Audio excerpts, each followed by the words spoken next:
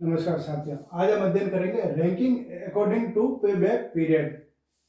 अर्थात पे back period के अंतर्गत किसी भी पुनर्भुगतान अवधि या अदायगी अवधि को रैंक प्रदान की जाती है और उनसे एक क्रमबद्ध किया जाता है। किसी परियोजना की पुनर्भुगतान अवधि अथवा अदायगी अवधि जितनी कम होगी वह परियोजना उतनी ही शीघ्र अपनी लागत की वापसी कर देगी।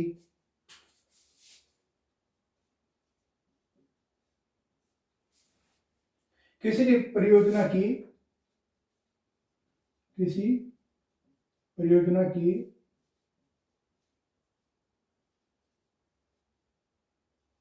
पुनर्भुगतान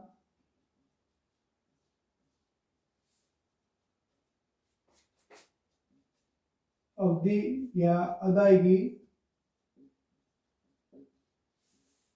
अवधि जितनी कम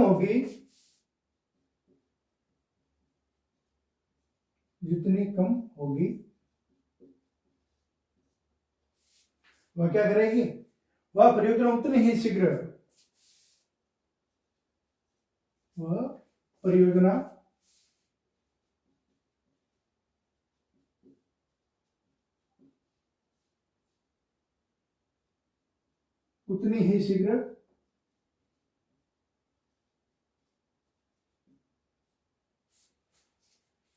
लागत की वापसी कर देगी।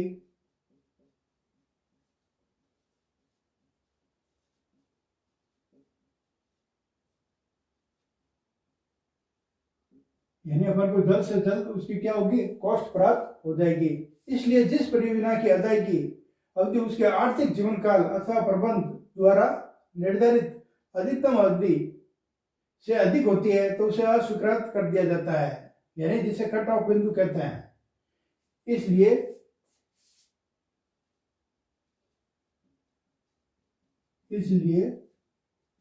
जिस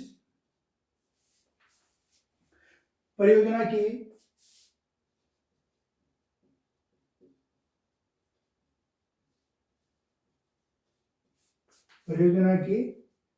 अदायगी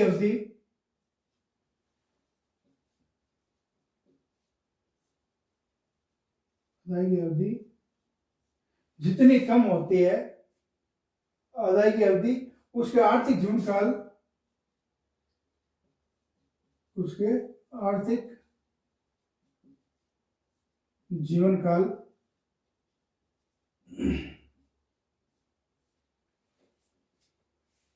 अथवा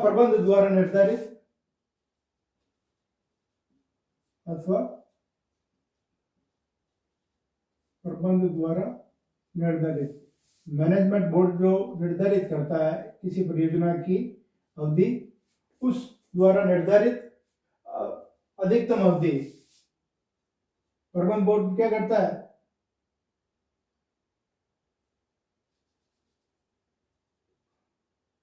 अधिकतम अवधि निर्धारित करता है कि इस अवधि के दौरान अपन को क्या कि उसकी लागत प्राप्त हो जानी चाहिए। तो निर्धारित अधिकतम अवधि जिसे अपन क्या कहते हैं, कट ऑफ बिंदु कहते हैं, जिसे कट ऑफ बिंदु कहते हैं। अधिकतम अवधि से अधिक होती है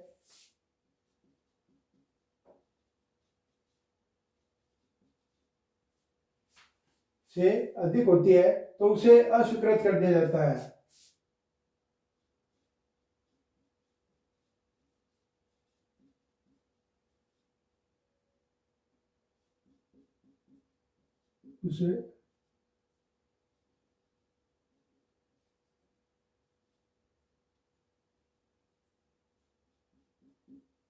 उसे अस्वीकृत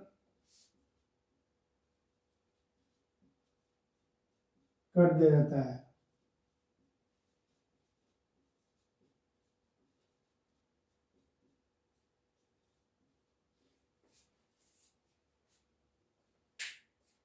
शेष परियोजना में जिसकी अदायगी सबसे कम होती है उसे चुन लिया जाता है। शेष परियोजना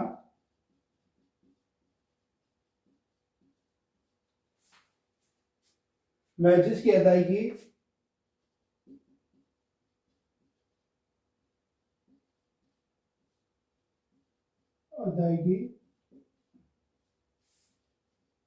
सबसे कम होती है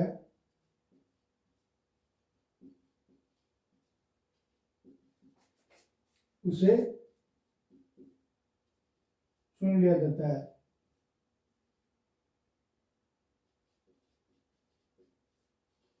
चुन लिया जाता है या स्वीकृत कर लिया जाता है।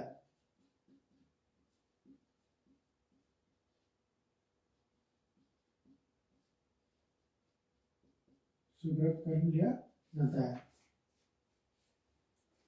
अनेक वैकल्पिक योजना परियोजनाओं की दशा में सभी की अदायगी अवधि की गणना करके उन्हें क्रमबद्ध कर लिया जाता है। अनेक वैकल्पिक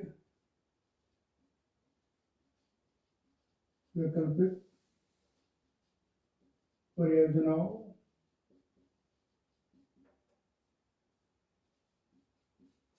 अनेक वैकल्पिक परियोजनाओं की दशा में अदायगी अवधि की गणना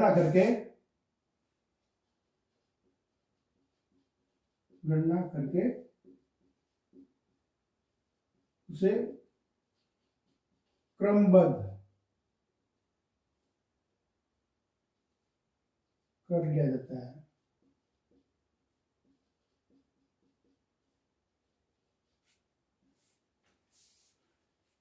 क्रमबद्ध यानी उसे श्रेणीवार जमा दिया जाता है। जिससे कम अदायगी वाली परियोजना को प्रथम स्थान दिया जाता है। सबसे कम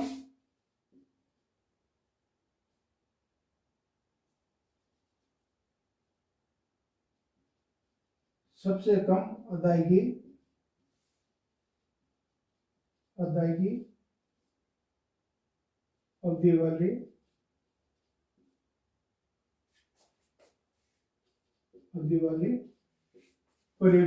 वाली परियोजना को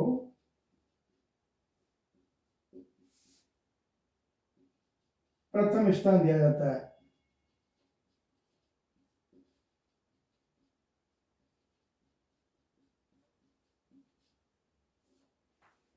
जिसकी अवधि सबसे कम होती है उसे क्या दिया जाता है? प्रथम स्थान दिया जाता है। फिर उसी क्रम में अन्य परियोजना को क्रमबद्ध किया जाता है, मतलब श्रेणीवार उसको जमा दिया जाता है। अंत में प्रथम कम अवधि वाली परियोजना स्वीकृत कर ली जाती है। यानी जो सबसे कम होता है उसको क्या करते हैं? स्वीकृत कर लिया जाता है। सबसे कम वाली को स्वीकृत कर लिया जाता है।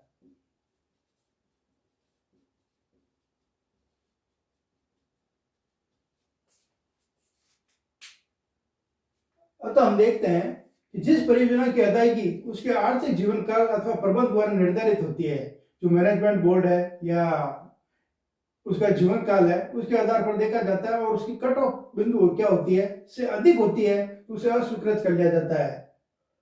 शेष परियोजना में उसकी अदायगी सबसे कम होती है जिसे चुन लिया जाता है। अनेक वैकल्पिक परियोजना की दशा में अदायगी अवधि की गणना करके उसे क्रमबद्ध कर लिया जाता है, उसे रैंकिंग दी जाती है और सबसे कम अदायगी अवधि वाली परियोजना को प्रथम स्थान दिया जाता है। जिसकी रैंक सबसे कम मतलब 1 नंबर पर जो होती है और सबसे कम अदायगी यानी पुनर्भुगतान अवधि सबसे कम होती है उसे 1 नंबर दिया जाता है। सबसे कम अदायगी वाले को स्वीकृत कर लिया जाता है। अर्थात इसे ranking according to pay back period कहते हैं। यानी उसको क्या करते हैं, पहले तो श्रेणीवार जमाया जाता है और श्रेणीवार जमाने के पश्चात जो सबसे कम रैंक सबसे कम पुनर्भुगतान अवधि होगी, पे बैक पीरियड जिसका सबसे कम होगा उसको 1 नंबर दिया जाता है और उसे स्वीकृत कर लिया जाता है।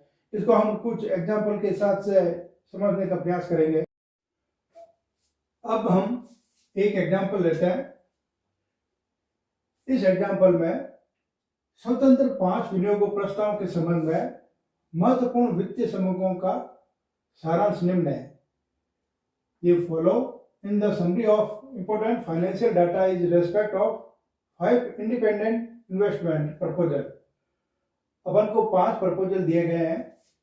इन 5 प्रपोजल में बांटा गया है, इनको ए, बी, सी, डी और ई प्रपोजल में बांटा गया है। 5 प्रपोजल को बांटा गया है।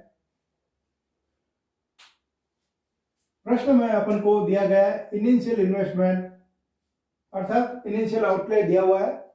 ए के लिए 60,000, बी के लिए 16,200, सी के लिए 33,600 और डी के लिए 42,000 तथा ई के लिए 40,250 रुपए दिए हुआ है।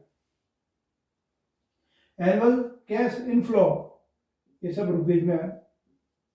एनुअल कैश इनफ्लो ये दिया हुआ है 12,000 रुपए, बी के लिए 5,400, सी के लिए 7,200, डी के लिए 12,000 और ई के लिए 3,000 रुपए दिया हुआ है।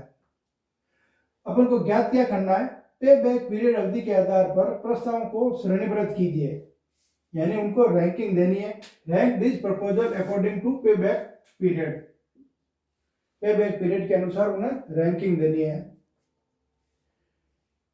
जैसा कि आपको पता है, पूर्व में अपन ने पढ़ा था पे back period, pay back period, pay back period का फॉर्मूला क्या होता है, initial investment divide by annual cash inflow.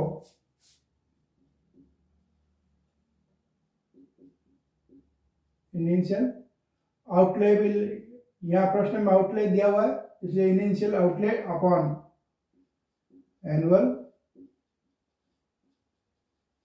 Cash inflow.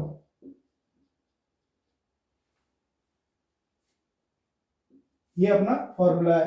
इस फॉर्मूले के आधार पर अपन प्रपोजल ए, बी, सी और डी का पे बैक पीरियड, पहले पे बैक पीरियड निकालते हैं। देखिए आप,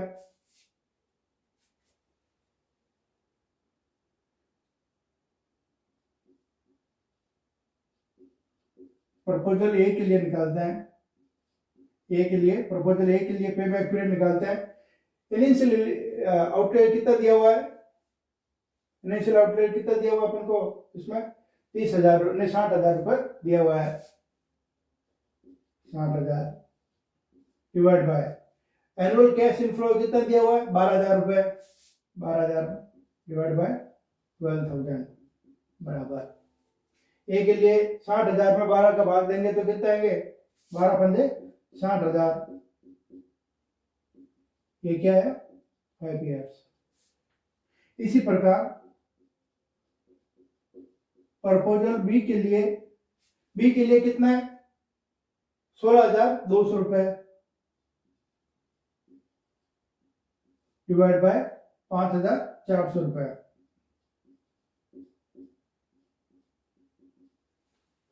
162 डिवाइड बाय 54, 162 में भाग दीजिए आप 54 का, तो कितना है, 3 ईयर्स। इसी प्रकार प्रपोजल सी के लिए देखिए आप, 33,600 डिवाइड बाय 7,200, 33,600 डिवाइड बाय 7,200, 33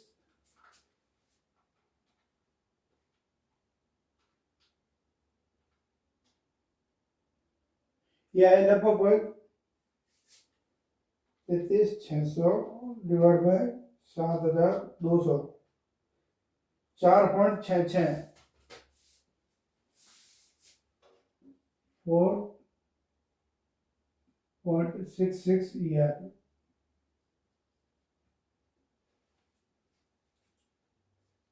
अभी अपन इसको कन्वर्ट करते हैं बाद में। फिर आता है प्रपोजल डी के लिए देखिए आप, 42,000 divide by 12,000, 42 divide by 12,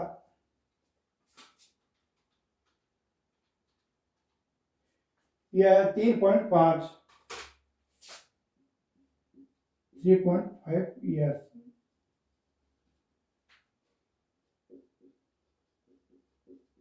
proposal ई बराबर, ई का कितना है 40,250 डिवाइड बाय 3,000,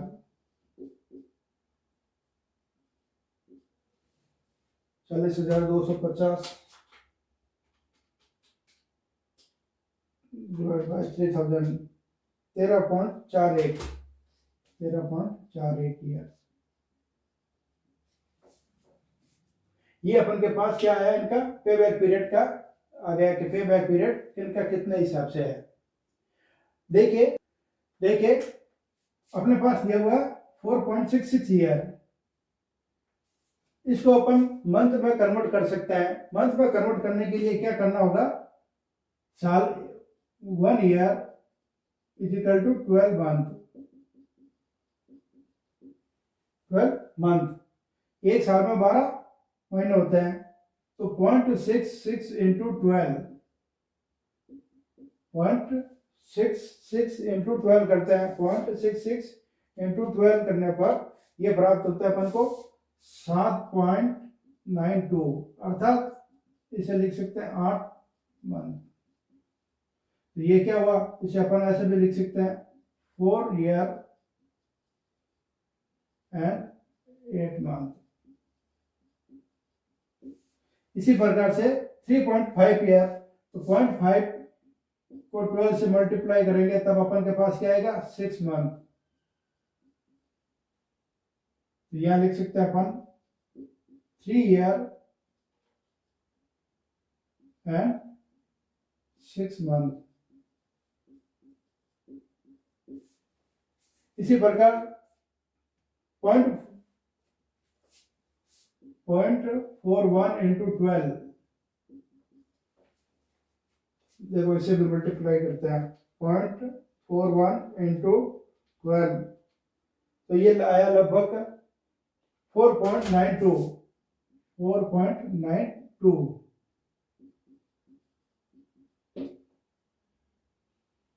तो यहाँ क्या लिख सकते हैं अपन, और 13 ईयर एंड 5 मंथ। इस तरीके से अपन इसको मंथ में कन्वर्ट कर देंगे और ये निकाल सकते हैं। अब अपन को क्या करना है, बैंक पे बैक पीरियड के आधार पर प्रस्ताव को श्रेणीबद्ध करना है। श्रेणी उन्हें देनी है। श्रेणी देने के लिए अपन एक टेबल बना लेते हैं, इसे कहते हैं रैंक।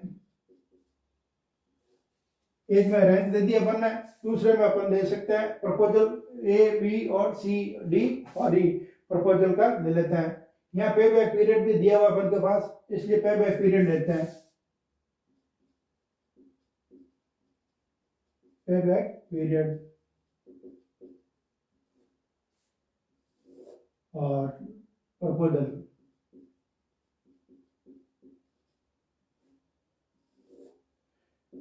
प्रपोजल ए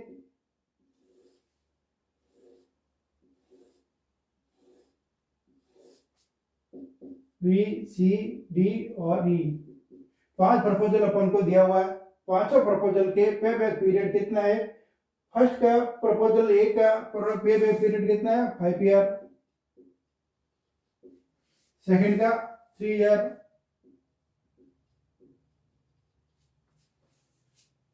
और सी का प्रपोजल ईयर कितना है 4 ईयर एंड 8 मंथ।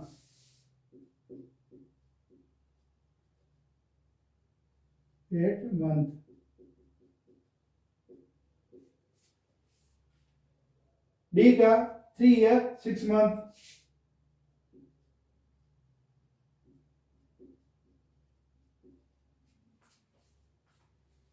और ई का कितना है अपने पास, ई का है 13 ईयर 5 मंथ।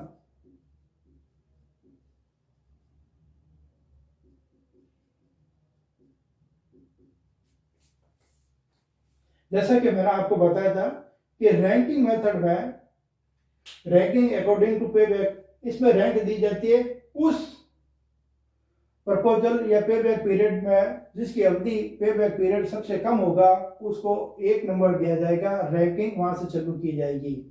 जिसका नंबर 1 है उसे क्या कहेंगे, पे बैक पीरियड सबसे कम होने पर उसे क्या दिया जाता है, 1 नंबर दिया जाता है। इसमें सबसे कम रैंक किसकी है, ए की, बी की प्रपोजल की है, तो इसे 1 नंबर देंगे अपन। फिर बी के बाद में दूसरी रैंक जो सबसे कम है वो है किसकी, डी की। डी की रैंक कितनी है, पे बैक पीरियड कितना है, 3 साल और 6 मंथ, तो इसे 2 नंबर देंगे।